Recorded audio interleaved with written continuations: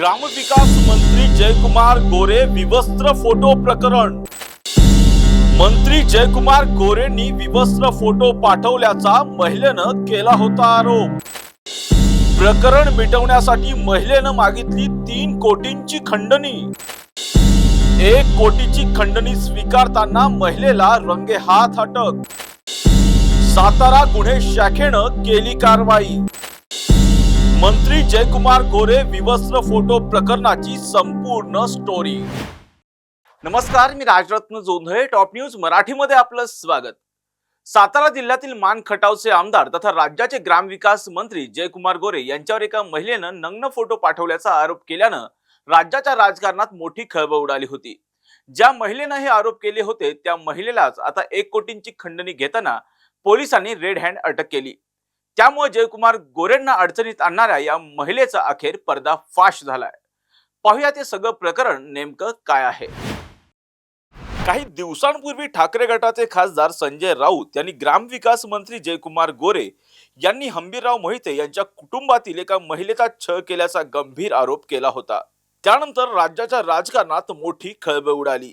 त्यानंतर या महिलेनं पुढे येत आपण सरसेनापती हंबीरराव मोहिते यांच्या घराण्यातील असल्यानं आपल्याला ग्रामविकास मंत्री जयकुमार गोरे यांनी स्वतःचे अश्लील फोटो व्हॉट्सअपवर पाठवल्याचा दावा केला होता।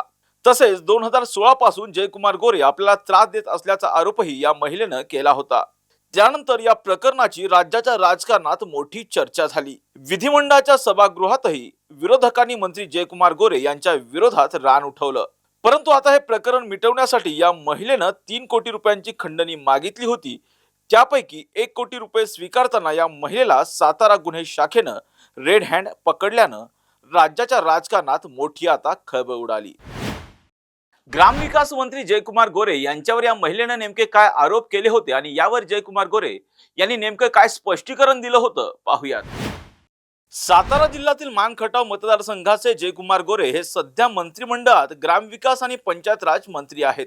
2016 मध्ये काँग्रेसमध्ये असताना जयकुमार गोरे यांनी एका महिलेला स्वतःचे नग्न फोटो पाठवले होते।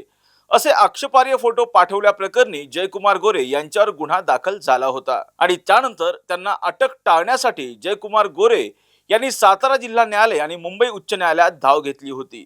मात्र न्यायालयाने अटकपूर्व जामीन अर्ज त्यांचा फेटाळला होता। त्यानंतर जयकुमार गोरे यांना अटक करून 10 दिवस जेलमध्ये त्यांची रवानगी करण्यात आली होती आणि त्यानंतर त्यांना जामीन मिळाला होता। 2016 मध्ये जयकुमार गोरे यांना या प्रकरणात जामीन मिळाल्यानंतर या प्रकरणाची कुठेही चर्चा नव्हती। मात्र संबंधित महिलेला जानेवारी महिन्यात निनावी धमकीचं पत्र आलं। त्यामुळे तिने पुन्हा जयकुमार गोरे यांच्यावर आरोप करण्यास सुरुवात केली। त्यानंतर संबंधित महिलेनं पत्र पाठवून कारवाईची मागणी केली। या महिलेच्या आरोपानंतर ग्रामविकास मंत्री जयकुमार गोरे यांनीही स्पष्टीकरण दिलं होतं। माझ्यावर 2017 साली एक गुन्हा दाखल झाला होता। 2 वर्ष हा खटला सुरू होता आणि 2019 मध्ये या प्रकरणाचा निकाल लागला होता। त्या निकालाची प्रत माझ्याकडे आहे। मला या प्रकरणात न्यायालयाने निर्दोष मुक्त केले। त्यावेळी न्यायालयाने मोबाईल आणि इतर मुद्देमाल जप्त करण्याचे आदेशही दिले होते।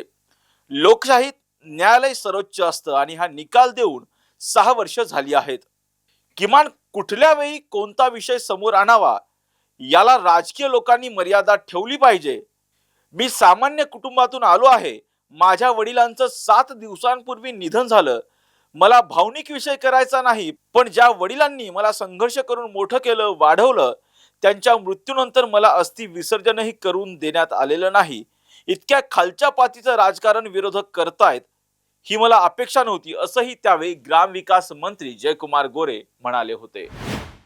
मंत्री जयकुमार गोरे यांच्यावर या महिलेने केलेल्या गंभीर आरोपांनंतर राज्याच्या अर्थसंकल्पीय अधिवेशनामध्ये गोरे यांच्या राजीनाम्याची मागणी जोर धरू लागली होती। त्याचबरोबर आपण जर पाहिलं तर या प्रकरणामध्ये 85 पेक्षा जास्त बातम्या या एकतर्फी लावल्याच्या आरोपाखाली एका युट्यूब चॅनलच्या पत्रकाराला सुद्धा अटक करण्यात आली आहे। तर दुसरीकडे ज्या विरोधकांनी जयकुमार गोरे यांचं बदनामी करण्यासारखी वक्तव्य केली होती, त्यांच्यावर टीका टिप्पण्या केल्या होत्या, अशा सगळ्यांना आपण नोटिसा पाठवणार असल्याचं सुद्धा जयकुमार गोरे यांनी सांगितलंय. त्याचबरोबर या प्रकरणातली जी महिला आहे या महिलेने 3 कोटी रुपयांची खंडणी मागितल्या प्रकरणी आणि 1 कोटींची खंडणी स्वीकारताना तिला रेड हँड अटक करण्यात आली आहे. त्यामुळे या सगळ्याच प्रकरणामध्ये आता या महिलेच्या तपासातून नेमक्या कोणकोणत्या गोष्टी समोर येतात हे पाहणं महत्वाचं असणार आहे. त्याचबरोबर विरोधकांपैकी नेमक्या कोणकोणत्या नेत्यांना जयकुमार गोरे हे स्वतः नोटीसी पाठवणार हे सुद्धा पाहणं महत्वाचं असणार आहे. कॅमेरा पर्सन निलेश सह समृद्धी जाधव, टॉप न्यूज मराठी, पुणे.